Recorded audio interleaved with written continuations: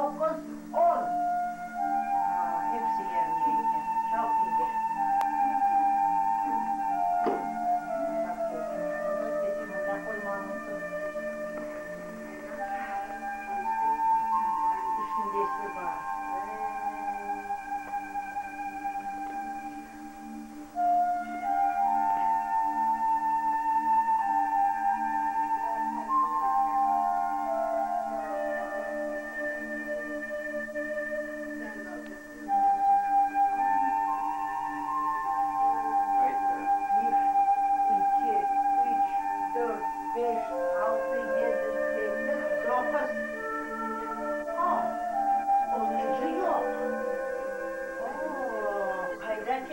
Keskin bu.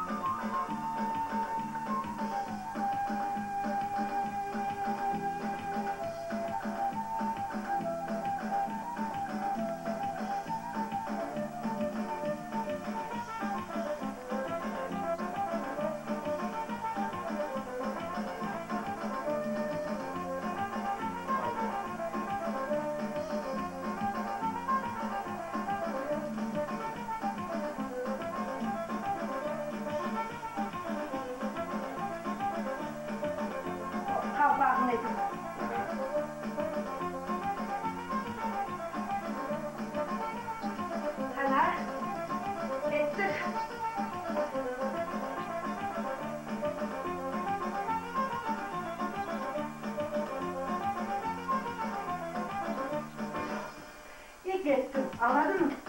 Onları topla. Nemin sonuna. Buraya diye topladım. Hop, böyle. Kalpağımızı Ask her to do that step turning around this way because I'm not getting that front hand when she's doing it.